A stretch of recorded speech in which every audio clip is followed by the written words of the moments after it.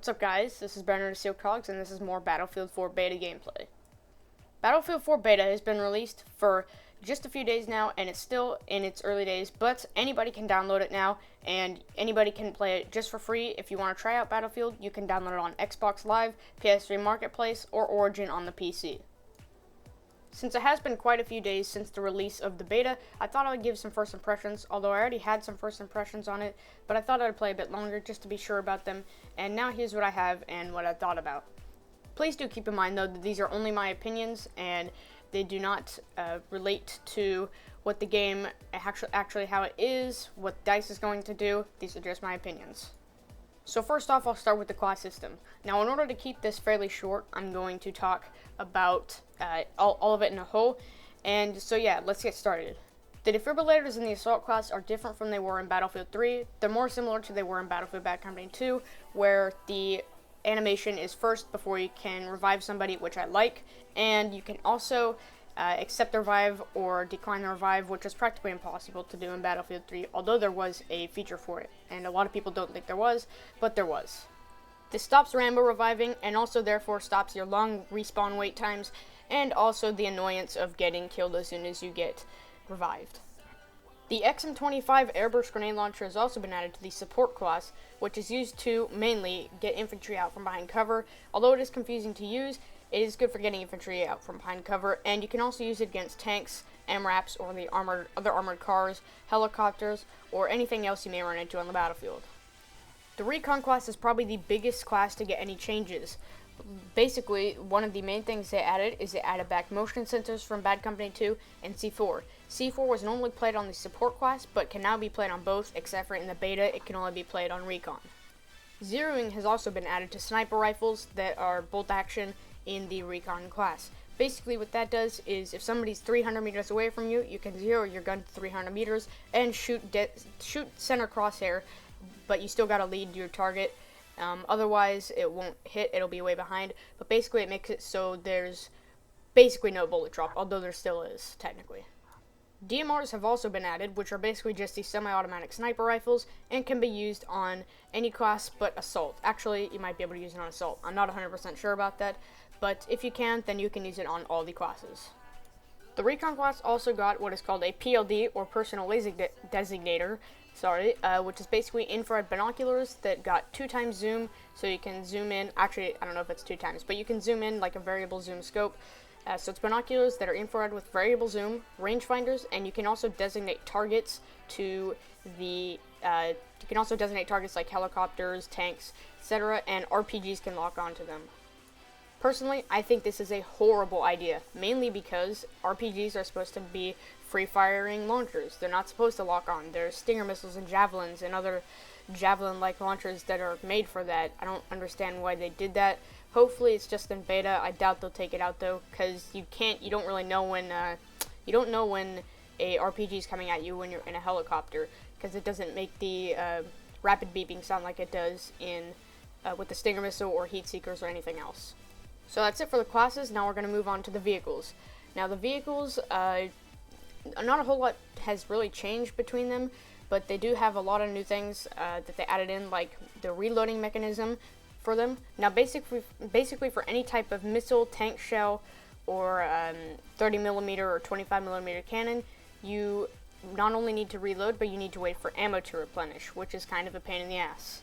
Especially if you are gunning your chopper, or you are flying your chopper without a gunner, and they don't know, so you can be flying next to 5 people in a giant group huddled up, and they don't have any ammo, and they don't have any reloaded, so they can't do anything about it.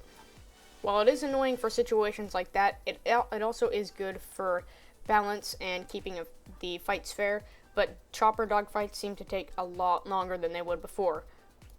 That is if choppers do get in dogfights like jets, but I don't know the name for it. But anyways, the transport helis also seem to have got a buff. They seem to be a lot more bulky. They seem to be able to take a lot more hits. They can take an RPG or a Stinger or 2 heat seekers and still be fine. Actually, I don't know about the heat seekers, but I know they can take an RPG and be perfectly fine if they can fly out of it, because sometimes the rotor will go offline and sometimes it won't. Sometimes it'll spin out, sometimes the pilot can pull out of it and make sure to get it back in flight.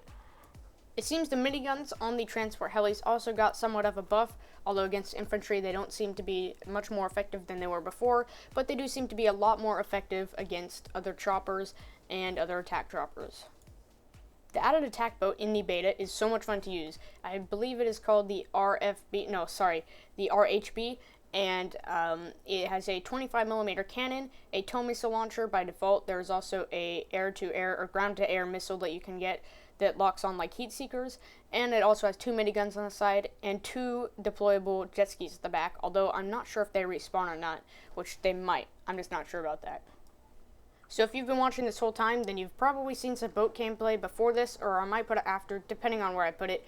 Either way, I'm sure I'll put it in there, and that basically shows how powerful the boat can be and how useful it can be. And I don't know if it really demonstrates how fun it is, but that is definitely one of the really fun things to use in the game.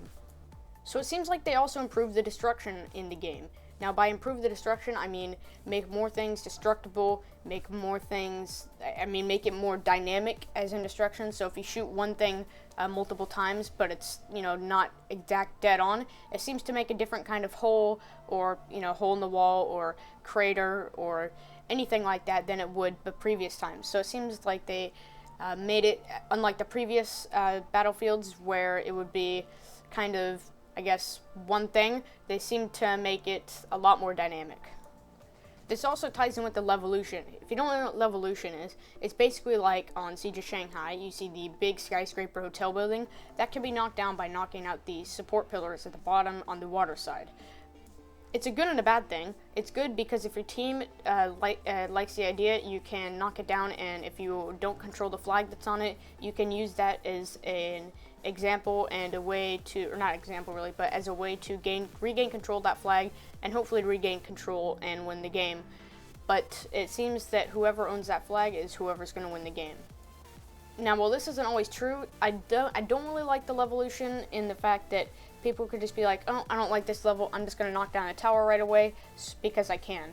I don't really like that because, well, it kind of ruins it for others, but I guess it kind of goes both ways, so I don't know. They also added a new game mode in called Domination, which resembles Call of Duty Domination a lot. The only real difference about it are that there are pickup weapons in it, which I'll talk about in a different video. I plan on uploading a video showing them all off. And the points go down instead of up, and I think it's from 300 by default instead of 200. This game mode is great for leveling up your guns and you're leveling up your classes and just in general, but at the same time it gets a bit too hectic for 32 players and can be difficult to use certain classes on, like Recon, if you want to unlock the M4A5, because the M4A5 is a great rifle. There also currently seems to be a problem with people camping on the roof because they can. It's not really a problem, but it just seems to be, there's so much people up there. I go up there to get those people so I get a lot of kills and add to the kill count and make the classes easier to unlock. So the immersion in the game is amazing. It's just way better than any other Battlefield game or any other game I've ever really played, apart from, DayZ or something like that, where, staying alive matters, staying alive, there's something about it. But this has a different kind of immersion where the explosions, the sounds, the collapsing of the buildings, it's the destruction, it's ridiculous. It's so much more fun than other Battlefields were in that aspect, and it's just crazy. When you hit a helicopter with an RPG or a tank, it feels so much cooler. Like, yes, I just did that. It just feels awesome. Overall, though, the game is great so far, and even though it's only still in a beta, even though it has its FPS issues for PC, there are still going to be things that are going to be fixed. Hopefully it's optimized for Windows 7. Unfortunately, I had to run this on Windows 8 instead of Windows 7, like, for half the time so far, mainly because you get no stutter at all, and that's why there's no game sound, by the way. But unfortunately, that's the only main issue with the game right now, apart from the bugs, which you'll probably already seen, the elevator glitch where you can fly. But, bugs like that are kind of fun to mess with, and they don't really hurt too much as long as, people aren't cheating. Apart from the times where you get mad at the game, it's still so much fun to play, and hopefully in the final release with the other maps and the more guns and the more things to do, hopefully it'll be more fun, because it's fun now. Who knows how much fun it could be in the future. That's going to wrap up this video. If you did like the video, make sure to leave a like and a comment. And if you aren't subscribed and you like this kind of stuff, make sure to subscribe. Peace. Peace.